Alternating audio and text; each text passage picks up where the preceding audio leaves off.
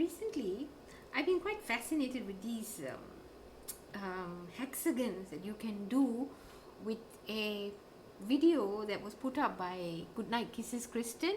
She did these blankets, you know, they were baby blankets. You can do them on bigger looms, and they come up with these fabulous ideas where they use a short row. Actually, this pattern was done by Charity Windham, you know, and Kristen had her permission, and she put up that video. I'll put the link in my description, and she shows you from beginning till the end how to do a hexagon, and it's really a very interesting way of working both pearl, knit and short rows to give you this hexagon, you know. Now I wanted to give you measurements, because now when you look at a hexagon, I don't know whether you are aware of this, but the side of a hexagon, this is 8, is the width of the hexagon will be 2 times the side, you know. So this is 16 and the side is 8, and I used this loom to do this size hexagon, which is 24 pegs. This is the smallest in the loom of 4, the round looms. This is the tiniest of the lot, and it can give you, look at that, this is the size, and this is the amount, this is the what you will come up with when you finish the 6 hexes, you know, because you work from here and then you decrease until you come to one end, so you get a wedge like this, you know. Each is a wedge, so there are 6 wedges, and that's how you get your hexagon. Now I can't show you how to make this blanket. Anyway, I don't think I need to, because firstly because I don't have any permission from Charity to show you how to make this blanket, but the Goodnight Kisses video is very good. It's excellent, fabulously done by Kristen. She gives you the instructions very well. The only thing I wanted to tell you was this, you know. In the video she says if you want to stop, try and stop at a wedge, you know. Try and stop at the end of a wedge. That means once you've completed a wedge, then you bring back the marker and you put it back here to start your second wedge, is when you're supposed to stop. But in a loom like this, where you're working 24, 23, 22, 21, you know, it's a lot. So my advice is that you stop when you finished purling and coming back, and your yarn is here, and you've moved the peg from here to here. You've moved the peg from here to here, you know. All this have already been worked, you know. So when you come back, you just continue by turning this here and then e-wrapping all the pegs and working. I think that it will not be possible every time for you to stop at a wedge, but of course, I mean, if you can, you try and stop at a wedge, but this is a lot. It's not easy to just finish one wedge in one sitting, you know. So because there's also the purl, you know, you have to knit and purl. Each peg you knit and purl on the return, you know. So I will show you how to make up after you have. I'm going to make 4 of this apple green, well, dark apple green, and this light blue. I'm going to make 3 and 4 of this, and I intend to make a poncho. Now I tried to think of ways of how to join this and make it into something that you could actually wear, you see. So in the end, I couldn't do anything because I just, you know, couldn't imagine it. So what I did was I got a hexagon grid off the internet, and then I cut up all this paper, and now I have more or less done a pattern where you can join up the hexagons, all 7 of them, to give you like a poncho. I intend to work the neck after that, and so basically you're working a 2-color poncho with these hexagon what do you call this, hexagon blanket, you know. The design is a hexagon blanket, but we are not making a blanket, we are going to make a poncho. And it's really good because you see the fabric that it weaves, you know, the what you get out of the loom knitting is really nice, you know. It's really lovely, and it, I mean, I personally like it a lot, you know. And I think for a poncho it's really nice because it's quite thick, and it will keep you warm. Let's see whether I succeed. Not very sure about whether I'm going to succeed, but we'll try it out. Working on my hexagon part of it anyway. I'm using the 24 peg loom, the smallest of the small looms. Now, the loom that I had used was this one, you know. This one had 24 pegs, but the pegs are very close together, as you can see here. These pegs are further apart, you know. So actually, if you don't want to use so many pegs, what you can do is make the hexagons using this particular loom. But what you do is that if you want to use like 20 pegs, to avoid having a problem with the last peg and then accidentally adding pegs on, make sure that after you count 20, because this is the 41 peg loom, after you count 20, use a colored tape and mark off the last peg here, you know, because so that when you mark it off, when you come to that peg, you will stop. If you don't do that, you may accidentally go on to the next peg. And since you're working 6 hexagons and you might only discover your mistake towards the end, it will be quite disastrous, you see. So try and, if you're going to use this peg, this loom, because these looms, the pegs are further apart, therefore you will need to do less work, you know. This one is a bit tedious because the pegs are very close together, you know. You see the difference? Can you see that? Yeah.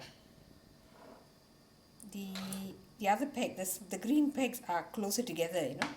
So this was what I used to get the hexagon whose sides are 8 inches with a diameter of 16, you know.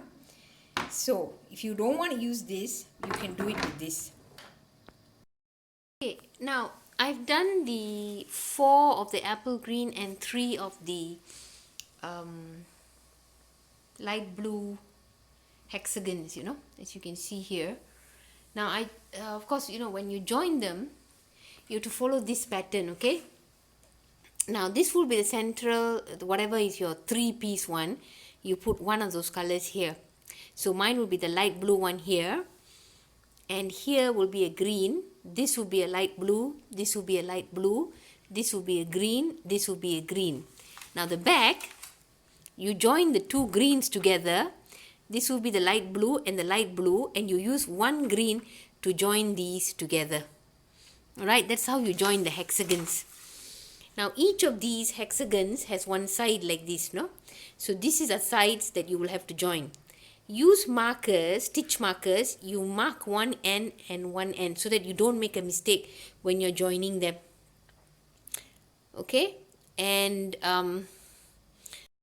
before you join, since we didn't, as you work the hexagon, if you remember, according to what Kristen showed you on the Goodnight Kisses video, what happens is that since you don't do the purls for the last row, you will only have 138 stitches here, you know, all around. 138, 139, there will be 1 stitch extra. So what you do is that you mark 23 stitches. The reason you want to mark is so that you can join them properly, you know, because the hexagon is not very apparent, this hexagon, you know, there's a bit of a ambiguity, you see, because, but you mark them, or if your eye is so good, then you just, you know, approximately do it. But I sincerely advise you to mark them at 23 stitch intervals for all the 7 pieces. Okay, what we're going to do is that I'm going to be using a contrasting shade, you know, to join them, because I've got 2 colors and I don't want to use the same color to join, you know. So I've decided to use a color that is in between these 2 colors, which is a dark blue. Now this is the wrong side, because when you join the very last piece, there will be a ridge here, you know. The first to the 6th ridge, when you join, in front there will be nothing, you know. And as you can see, my stitch markers are here, you know, each one I have marked them. And here you have the ridge. So you put the ridges together. Now let's say that this is your first piece, you know, this one here. Hang on, let me get my little diagram. Okay, now this is the first one, you know, the one that we said was the centerpiece.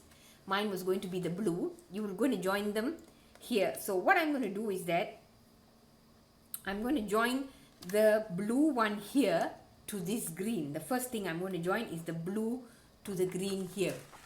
This green here, okay? This is the blue one and I will join them to the green. So on one side we're going to do the joining. So we put them together.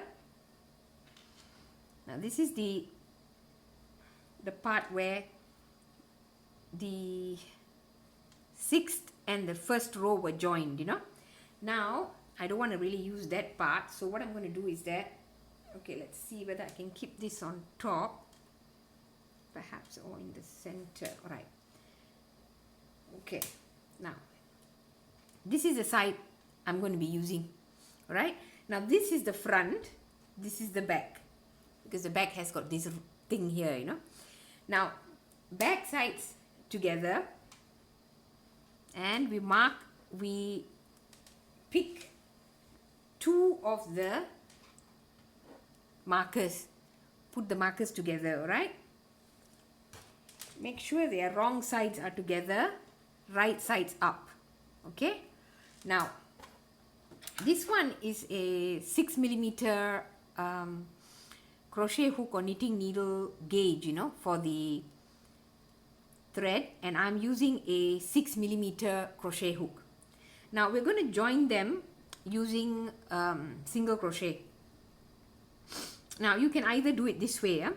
You can pick the front here and join it to the, that means you take front here and join to the back, or you can take the back here and join to the front. Either way, what you will get is a ridge, you know, or sorry, no. What I meant is that when you join, you can either join the back and the front here together. That means this one, and then there will be a ridge, you know, coming up on top. The ridge will be formed with this color. All right, I'll show you now. Now you do a adjustable knot. Let's take the first stitch. All right, the first stitch is this one.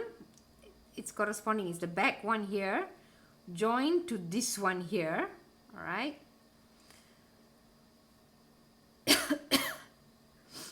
pull through both, secure it. All right, now continue taking one from here, next one. That means you go through the back. As you can see, this is the back, this is the front. This is the front, this is the back. This is the front, this is the back. Let me just show you again. This is the front, this is the back. Can you see that? Front, back. So you take the back of this one and the front of this one. Okay? So, back and front. Pull through, yarn over, pull through both. Back and front, pull through, yarn over, pull through both. Go in this one and this one, pull and go through. Keep on doing this until you reach the other marker. So you would have joined one side of the 6-sided hexagon. Now as you work, you will notice. Have a look at that. You see? It forms a ridge here where it's joined. The part of the thing is exposed here, and this part is exposed here. This part is exposed here. And you have a dark blue ridge that comes in between. Okay? If you don't like this look, you can do it another way. Alright, I'll show you another way. The other way of doing this is, take it out. This time what you do is, you put the right sides together.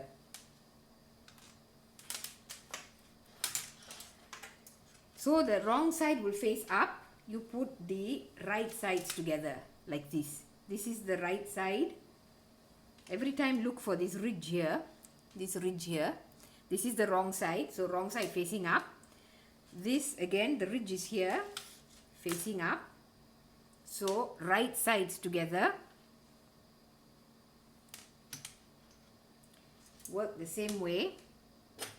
But this time the stitches will show differently on the other side. I'll show you again. Huh? Now, take this. Pick up this one. Do the same thing. Go through both. Lock it in place. Now, next one. Go through. Yarn over, pull through. Go through both. Yarn over, pull through both. I just weave in later the thing, you know.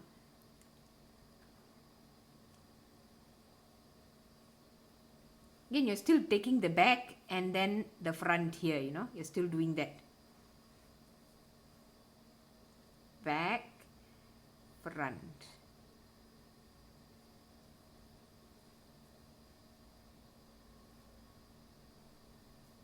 Let's have a look at what you look like in front after a bit you've done. Then you can see. You pick the look that you like. Alright, now let's have a look. This will be the front. So the front will have this kind of a look. It's a kind of an interwoven kind of look. I prefer the other way. But, you know, this way, it's flatter. You know, it doesn't have a ridge coming up on top. You know, the other one will actually have a ridge working itself on top. If you prefer this look, then you go for this look. Alright? And this is the way I got this grid off the internet, you know, just an ordinary hexagon map, you know. Now the pieces that you'll be working on are 1, 2, 3, 4, 5 and 6, okay. Ignore these two pieces here. And you will have one more that will attach to this and this. That will complete the look. Okay, so you have all together 7 pieces. The 7th piece is not here. I'm only showing you the 6, you know. So this central one, the blue one, will be joined on all sides except here. Alright? And then this one and this one will have one other piece that will join them at the back. And then this will join to this. That's how you'll finish it. Okay? I've joined the first part. This is the top. And it's been joined to the first blue. I decided to go with the ridge look, you know. Alright? So this is the bottom. Now I will join another one here. We'll join the next piece here. So we'll work from here because the thread is... no, the thread is actually here on this side, sorry. So we'll work here, the next one. Okay? We'll continue with the joining. Now, I've joined 3 of the pieces together. This is the front one, the first one, and this one was joined. Now I've joined this piece and this one, these two and this have all been joined up. Now I seriously believe, and I think you should absolutely use these stitch markers so that you don't make a mistake when you pick up the sides, you know. You get them correctly, otherwise you're not going to be able to finish this piece properly, you know, it won't come out nicely. So don't forget to add these stitch markers. If you don't have these kind of stitch markers, what you can do is just put a different colored yarn, you know, just tie it to the 23rd. Every time you count 23, then when you start, you put it, the stitch marker at the beginning, then you count 23. Then on the 24th one, you put a yarn. So the 24 will become 1 again. Then you count 23. And then on the 24th, you put the yarn again. Like that's how I did here. You see, every time I put a stitch marker on the 24th number chain, you know, along the side. Alright? So work on this thing until you get your hexagons all joined up, and we'll come back. Okay, now this is how once you have joined 6 pieces, it should look like this. Okay, Now this is the front one, the first two that I joined, this and this. Then came the two blues here and here. Then this and this. Okay, so this is 6 pieces. This one will join to this at the back. I'll show you in a moment. This is the back. As you can see, this is from the front, the two green, you join them here with the opening here for the neck. Then here, this is part of the blue from the front. You take the last piece and you join them to each other. With all the sides will be joined. You have to join it also to the top and to the back. That will make a complete poncho. This is how the back will be. You see this? This is the two front green ones. They join here. And this is the green, the last green piece that you'll be putting. That will join to the top two green, another green here, and it will join to the two blues. This will be half of the blue and the other half of the blue. This last green one will come there. That is the back piece. Now once you've joined up all the pieces, it should look like this.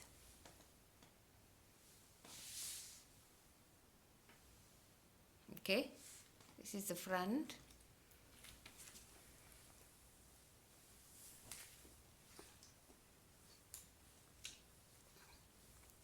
And this is the back.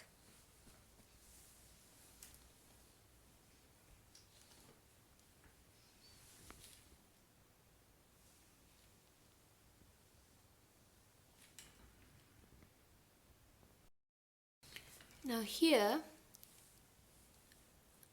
after you finish joining, you further join another 8 stitches on both the ends here.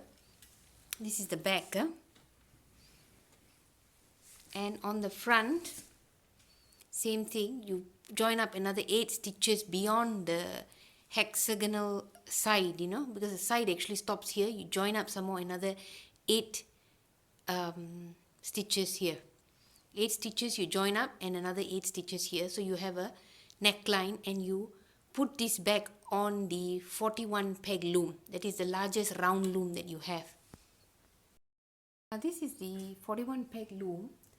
The way that you put back the collar after you have additional stitches that you had to take in so that you can reduce the circumference of the top, What you need to do is, here's where you stopped the join. You join up more, another 8 stitches here, another 8 stitches here, and at the back another 8 stitches, It will all be hidden once you sew in the ends. And using the color that you used, the contrasting shade that you used to join, you now work garter stitch collar using the loom. Now how do you join this thing into the loom? It's this way. Now you put the neck that you're going to work inside here. Now you take the center part. These are the center bits, This and here.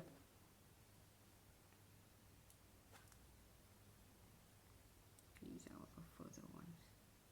So what you need to do is you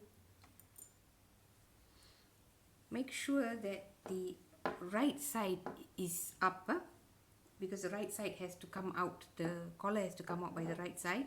Don't pick the inner stitch, don't pick the inner stitch here. These inner stitches, don't pick up this one. Pick up these and put them on the loom. You will have more stitches than you have what you have on the loom. I think there will be about 10 additional stitches like that.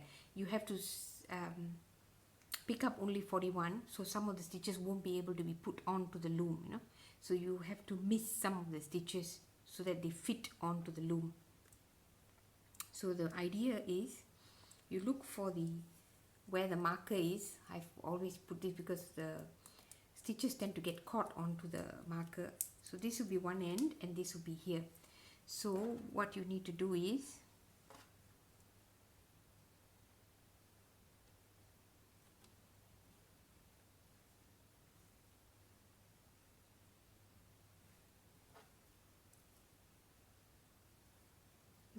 these.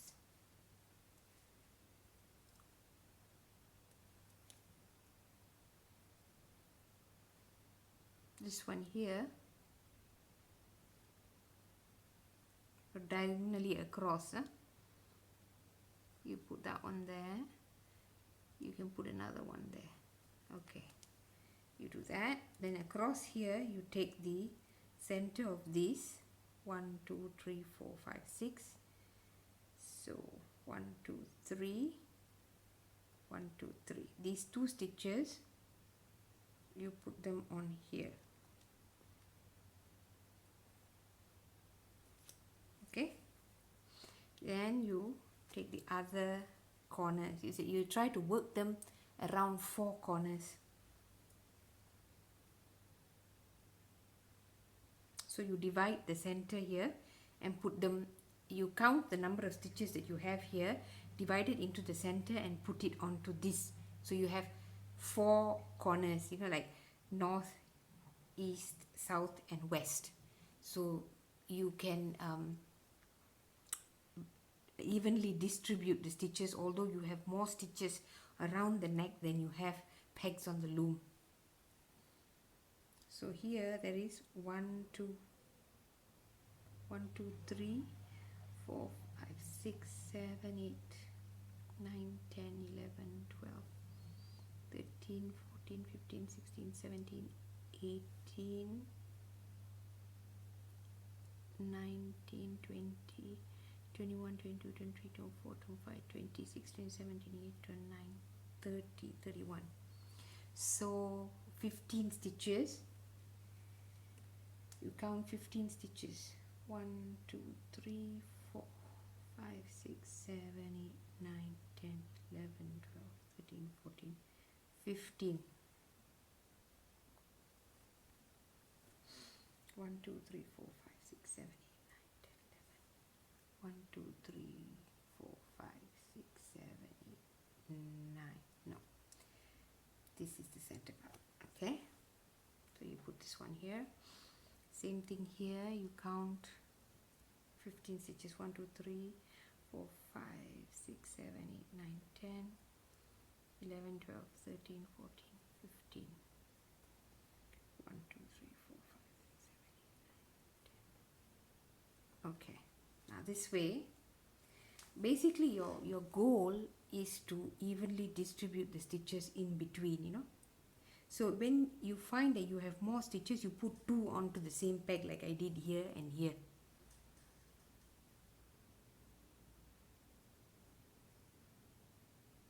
Always pick the outer stitch, pick the outer stitch, not the inner stitch.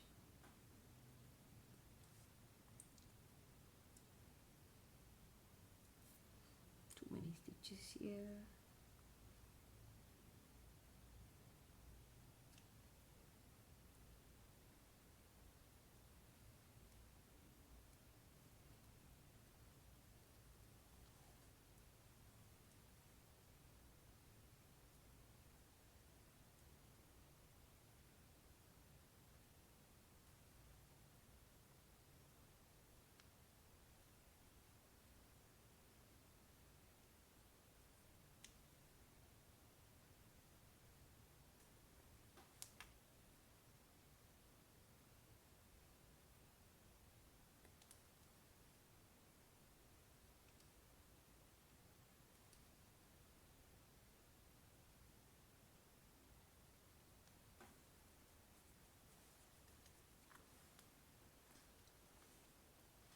See, this way, when they come out here, there will be no unseemly ridge, you know.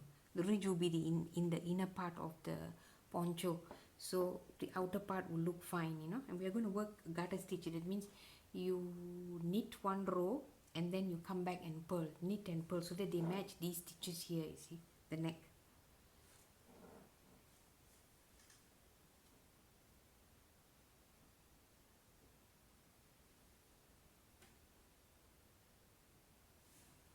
What did I do here?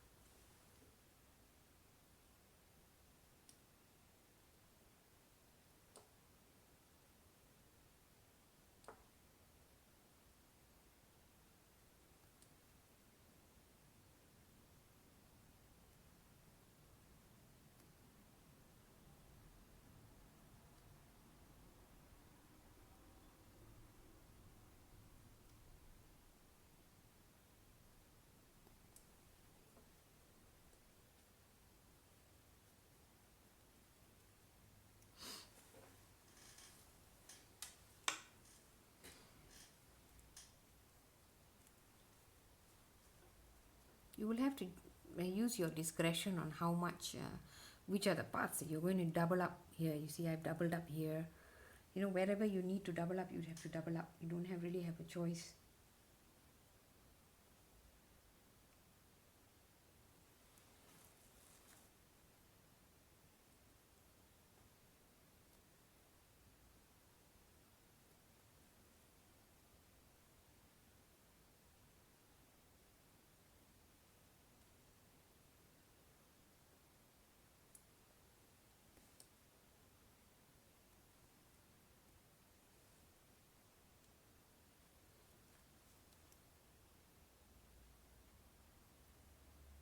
Always pick the outer stitch. Yeah?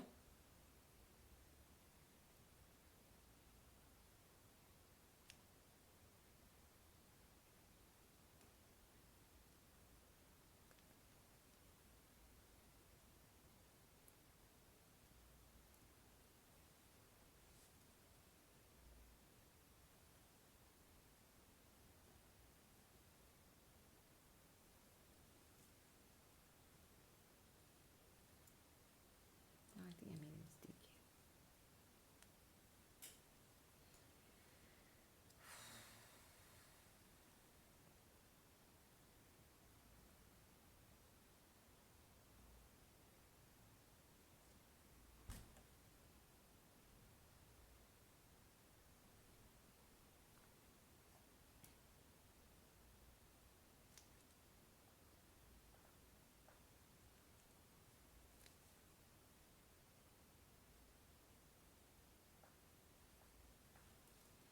There's really far too many stitches than there are pegs, you see, so you don't really have much of a choice but to double up on the stitches.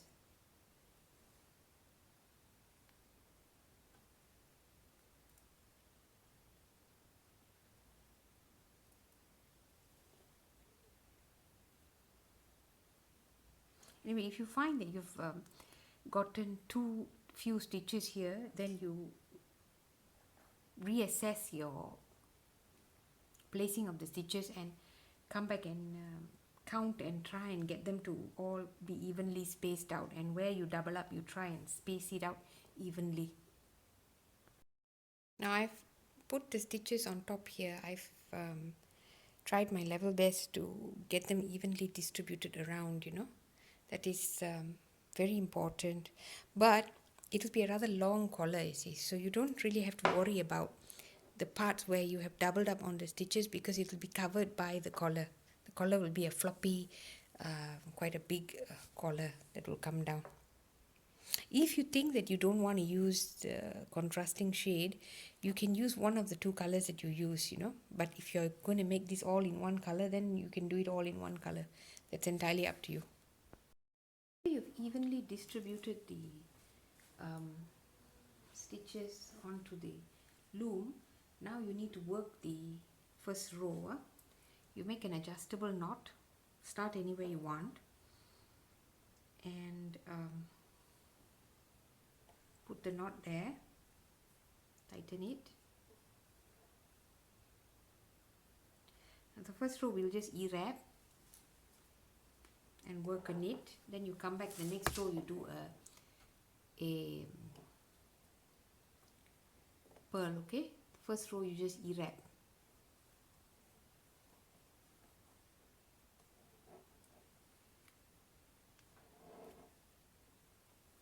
Because you're just going to work around, you know, round and round, you work a garter stitch.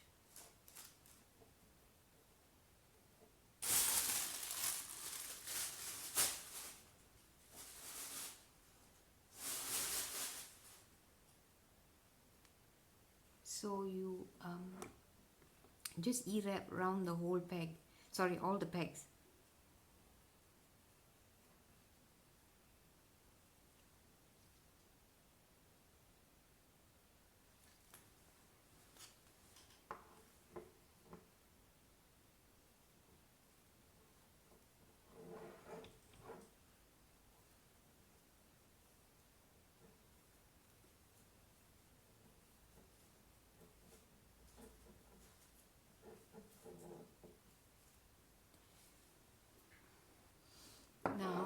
you have e-wrapped around the whole thing and come back to the first peg.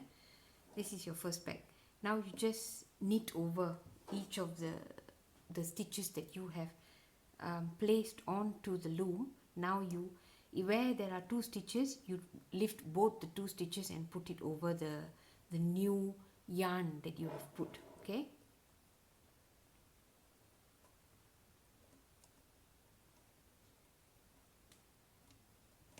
See, 2 here. Pick both up, put it over. You don't really have to worry how it's going to look on the other side because the collar is going to be quite long. So you won't have any unsightly seams, you know. Don't worry about that. Then when you come back here again, you work a purl this time round. So you alternate 1 row of knit, 1 row of purl. That will give you a garter stitch collar. Back here where we started, this is where we started. Now so now what we do is that we work the second row. Hang on, because earlier we knit, the second row we purl. So now you purl the stitch. This is where you started. So you just purl it, okay? And purl the whole row. Then when you come back here again, when you're back in the place where you started, you knit that row.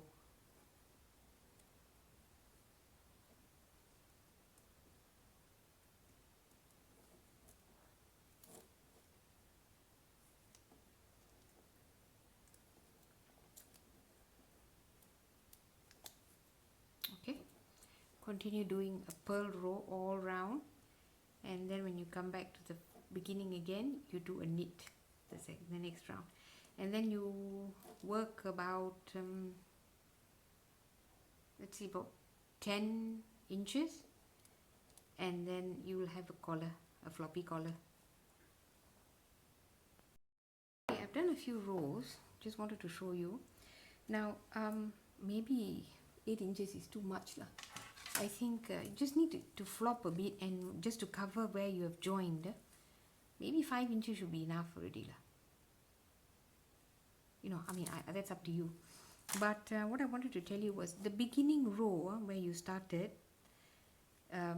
make sure you mark it with a stitch marker like this, you know, so that when you reach it, you know that you have to change the stitch. And if you are unsure what you did last, you know, because if you have to place, you know, I mean, you can't be working on something all the time, you see. So let's say you left it behind. If the thread is on your left like this, that means you finished with a knit row. If the thread is on this side of the that is on the right, that means you finished with a purl row. So this one I've just finished with a knit row, so now I will do a purl row. So you do knit purl about 5 inches, and then you cast off, and we'll come back and see how it looks at that point. The collar I decided about 6 inches. Now the back, if you want, you can fold this part instead of leaving it hanging like that. You can sew this part in, and so you get half a hexagon, you know, if you want to make it look better. And I decided to put the green one in front when I wore it in the end.